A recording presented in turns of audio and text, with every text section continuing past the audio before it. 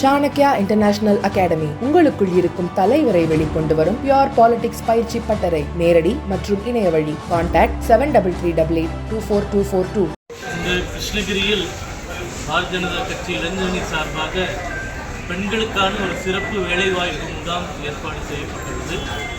இருக்கக்கூடிய சில நிறுவனங்களுக்கு பெண் பணியாளர்கள் தேவை என்ற காரணத்தின் அடிப்படையில் அவர்களுக்கான வேலைவாய்ப்புகளை உருவாக்குவதற்கு சுற்றியுள்ள பகுதிகளிலிருந்து பெண்கள் வந்துள்ளார்கள். அவர்களுக்கான பணி நியமன ஆணை வழங்கப்பட்டுக் கொண்டிருக்கின்றது.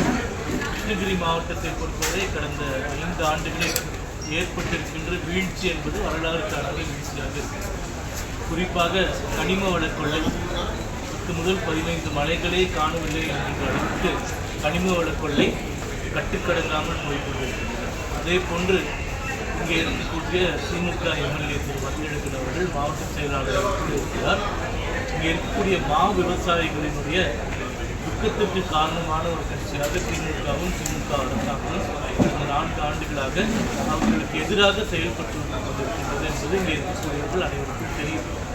குறிப்பாக கொள்முதலை இங்கே இருக்கக்கூடிய விவசாயிகளிடமிருந்து செய்யாமல் அண்டை மாநிலங்களிலிருந்து விலை குறைவாக கிடைக்கின்றது என்ற ஒரே காரணத்தினால் அவர்கள் லாபம் ஈட்ட வேண்டும் என்ற ஒரே எண்ணத்தோடு அந்த கொள்முதலை அதிகப்படுத்திக் கொண்டு வருகின்றனர். இங்கே இருக்கக்கூடிய விவசாயிகள் அவர்களுடைய ப்ராடக்டை விற்க முடியாத அளவிற்கு அவர்களுக்கு அழுத்தம் கொடுக்கப்பட்டு வருவது மிகப்பெரிய துயரத்தில் இருக்கிறார்கள். இந்த சூழ்நிலையில் இங்கே இருக்கக்கூடிய பெண்களுக்காவது குறைந்தபட்சம் வேலை வாய்ப்புகளை உருவாக்க வேண்டும் என்ற எண்ணத்தோடு கிருஷ்ணகிரி கிழக்கு மாவட்டத்தில் கிருஷ்ணகிரி பகுதியில் மாவட்ட தலைவர் திரு கவியரசு அவர்கள் தலைமையில் முன்னாள் மாவட்ட தலைவர் சிவபிரகாஷ் அவர்களுடைய முன்னெடுப்பில் இந்த பிரமாண்ட வேலைவாய்ப்பு முகாமானது துவங்கப்பட்டிருக்கிறது. இதன் மூலம் அடுத்த 6 மாதங்களில் 5000 பெண்களுக்கு இந்த பகுதியிலிருந்து வேலைவாய்ப்பை கொடுப்பதற்கு அறிவித்துக் கொண்டுள்ளோம். இதற்காக பல நிறுவனங்களிடமும் பேசியிருக்கின்றோம். எங்களுடைய எண்ணம் பாஜக மூலமாக வேலை இல்லாமல் இருப்பவர்களுக்கு அதிக வேலை வாய்ப்புகளை உருவாக்கி தர வேண்டும்.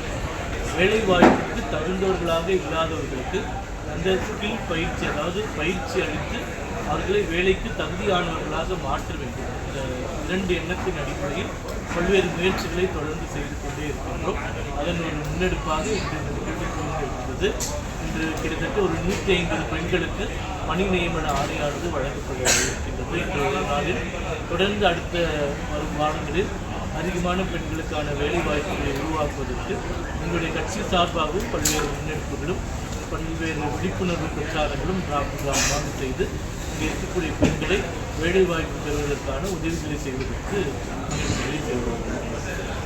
ஊழியர்கள் நியமனம் செய்யும் போதே இஎஸ்ஐ பிஎஃப் எல்லாமே கம்பல்சரி இருக்கிற மாதிரியான நிறுவனங்கள், அதை உறுதி செய்யக்கூடிய நிறுவனங்கள் மட்டும்தான் நாங்கள் இந்த வேலைவாய்ப்பு முகாமிலே கலந்து போய்க்கிறோம். இந்த வசதி மட்டும் இல்லாமல் அடிப்படை வசதிகள், போக்குவரத்து வசதிகள் இலவசமாக, உணவு இலவசமாக, தங்கும் இடம் கூட இலவசமாக கொடுக்கக்கூடிய நிறுவனங்கள் மட்டும்தான் இந்த முகாமில் நாங்கள் கண்ட்ரோல் பண்ணியிருக்கோம். அதனால் நீங்கள் சொல்லக்கூடிய அந்த அடிப்படை உரிமைகள் இல்லாத நிறுவனங்கள் யாருமே நாங்கள் இந்த முகாம்களை கலந்துக்கிறதில்லை. அந்த உத்தரவாதமும் அங்கே இருக்கக்கூடிய நிறுவனங்களும் அந்த பணியாளர்களுக்கும் கொடுத்த பிறகுதான் இந்த நியமன ஆணையம் வழங்கப்படுகிறது. அதனால் அந்த விஷயத்தில் எந்த ஒரு தவறுமே நாங்கள் நடத்தக்கூடிய அந்த உத்தரவாதத்தை நிச்சயமாக நாங்கள் டிடிவி தினகரன் உங்களுடைய கூட்டணியில் தான் இருந்தார். இப்போ வெளியில் விலகிட்டு இப்போ அவர் பேசக்கூடிய விஷயம் எடப்பாடி பழனிசாமி தலைமையிலான அணி, அதாவது நீங்களும் அந்த அலைன்ஸில் இருக்கீங்க, அந்த அணி 3வது இடத்தை பிடிக்கும். விஜய் தலைமையில் வேணா எடப்பாடி பழனிசாமி கூட்டணி அமைப்பாரே தவிர எடப்பாடி பழனிசாமி தலைமையில் விஜய் வரமாட்டார்ன்ற ஒரு கருத்தை தெரிவித்திருக்கிறார். தினகரன் 2024ஆம் ஆண்டு பாராளுமன்ற தேர்தலில் நம்முடைய பாரத பிரதமர் நரேந்திர மோடி அவர்களுடைய கரங்களை வலுப்படுத்துவதற்காக எங்கள் கூட்டணியில் இருந்தார். எங்கள் அரசாங்கத்திற்கும் எங்கள் பிரதமருக்கும் ஆதரவாக பல முன்னெடுப்புகளையும் செய்திருந்தார். அதை என்றைக்குமே நாங்கள் மறைக்க மாட்டோம். ஆனால் இன்று தமிழக அரசியல் சூழ்நிலை பலவாறாக மாறியிருக்கு.